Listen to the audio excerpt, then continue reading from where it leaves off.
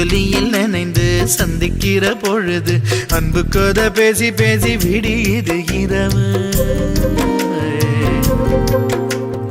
ஏழு கடல் தாண்டித்தான் ஏழு மலை தாண்டித்தான் என் கருத்து மச்சான் கிட்ட ஓடி வரும் மனசு. நாம சேர்ந்து வாழும் காட்சி போட்டி பார்க்கிறேன்.